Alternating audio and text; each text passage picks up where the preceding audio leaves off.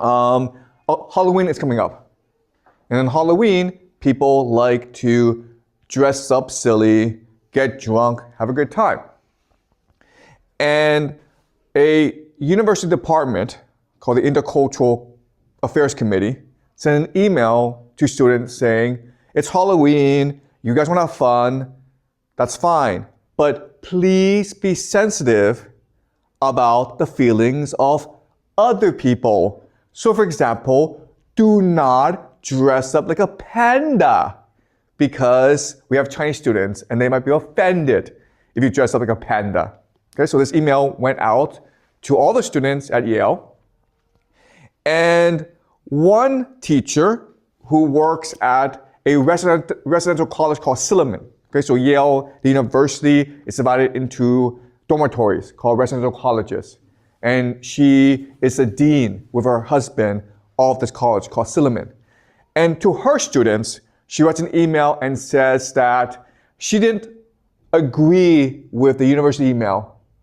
She says that a university is a place for you to explore, experiment, and make mistakes. So, yes, be sensitive about the feelings of others, but we trust you to make mistakes and to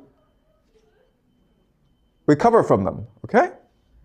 So, the debate was essentially over safe space versus free space. The university said that safe space is important. We must respect the feelings of others. But the dean of Silliman, her name is Erica Christakis, she believes in the idea of free space.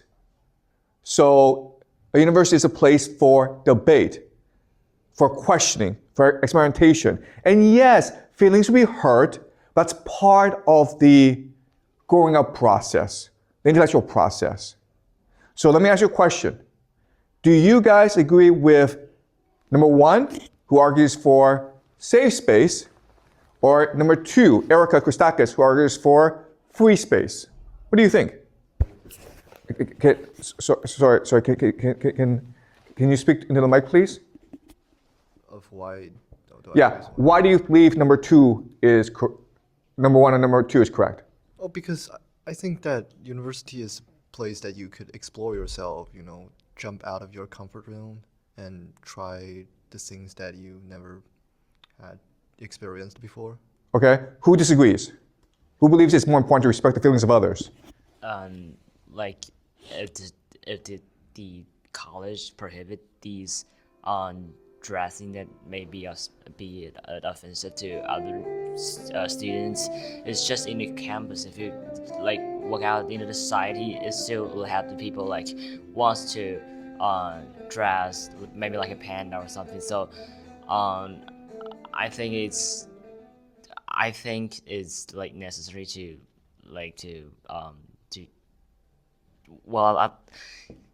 yeah. Okay, all right. Any other opinions? Any other opinions? Okay, so you say respect the rules, right? I think it depends on who decided. It feels like for myself, I think free space will be more important. I need to explore what I want. But for being as a leader, being as a head of the college, I think safe space will be more important for them because they need to take in control.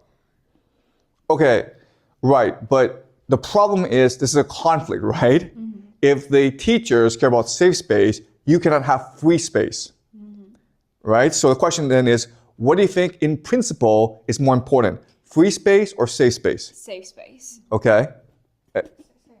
Okay, all right, okay. So most students believe safe space is more important. And this marks a generational shift because when I was growing up, there was no debate. It was just assumed that free space is more important because if you're not allowed to make mistakes, if you're not allowed to explore, if you're not allowed to argue with other people, if your feelings don't get hurt, you will never grow as a person. Okay, so this marks a generational divide or a generational gap. Okay, so we're going to look at what happened because of this debate. So the students who read the email were offended that Erica Christakis was arguing for free space because they believe that by doing this, you're going to hurt our feelings. All right? And so let's look at what happened. And remember, this is Yale University. Okay. So what's happening is that when Nicholas Christakis, the husband of Erica Christakis, went to a meeting, he was surrounded by students. And they're confronting him, okay? There's like 100 students. And they're confronting him. You're all for racism. And they're arguing, We're sitting here telling you that you are being racist. You were being offensive. You admitted that you hurt us. Why can't you say sorry and move on? I'm sorry. By saying that we didn't have the right to that's how you're hurting us. One at a time, please. One at a time. It's very easy for any trivial world of mine to be misinterpreted. So I'm one at a time. I'm happy to speak to you as much as well. I can't speak to you as much because I have other students that need time as well. So unfortunately, a little bit. Okay, so look, I'm not saying which side is correct. Okay, both sides have legitimate points. Both sides have problems. But you will notice that the professor, he's much older than the students. And the students are treating him, you can see their faces, right? They're treating him with some contempt. And that's not appropriate. And when I was growing up, we didn't do this. If you didn't like a professor, you thought, well, he's an asshole. But you know what? Most professors are assholes because they're professors. Okay? You did not go and like stalk the guy and complain to him. That's kind of disrespectful. All right? So the question then is, why is this happening? So I want to show you another video.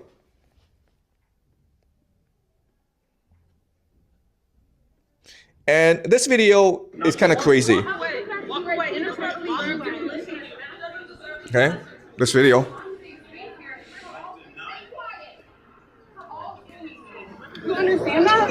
As your position as master, it is your job to create a place of comfort and home for the students that live in Silliman. You have not done that. By sending out that email, that goes against your position as master. Do you understand that? No, I don't agree with that. Then why the fuck did you accept the position? Because Who I the have a fuck hired you? Okay, so this is not appropriate. Okay, again, both sides have legitimate points.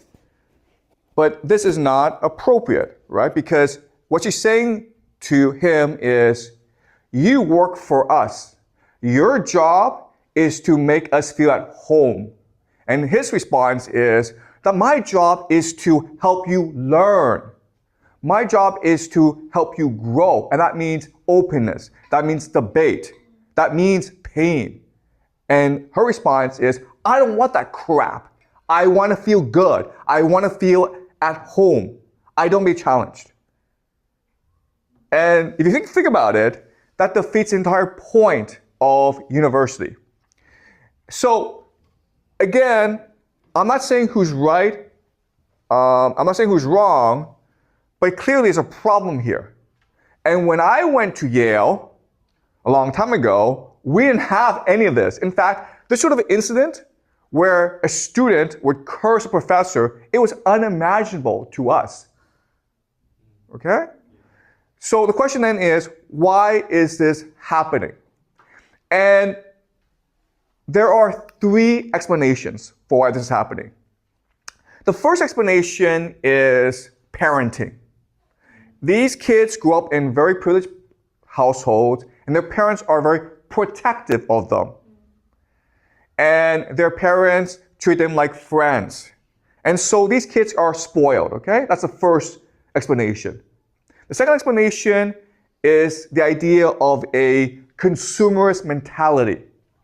So in a university, the idea is that the students are consumers, they're customers, and the customers are always right.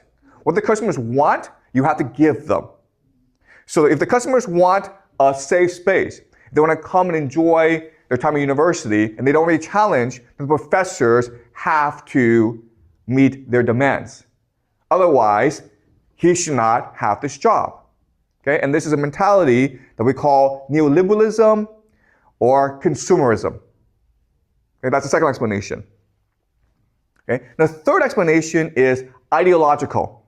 So the idea is that at universities are overrun by left-wing professors who teach students that society is racist against minorities who happen to be, black and female. And they must overturn the white racist supremacist structure. And you do that by telling white professors who are privileged that they are racist. Okay, so these are three standard explanations for why this is happening. Because this sort of stuff is happening quite a lot in America. What I want to argue to you today is that there's actually another explanation, which I think is much more compelling. And the explanation is that universities have become bureaucracies. Before, universities existed to teach you how to think, to help professors do cutting-edge research that helps a society improve or innovate. But today, universities, including Yale, Harvard, all the universities have become bureaucracies that exist in order to promote the interests of the administrators who want to sit in their office, get really nice, get a really big salary, and feel good about themselves. Okay? That's the argument I will make to you today. And what I will show you is that this is not just true for universities, it's true for every major organization in America and in the Western world, and arguably all around the world. Okay? That's the argument I will make to you today. Any questions before I begin?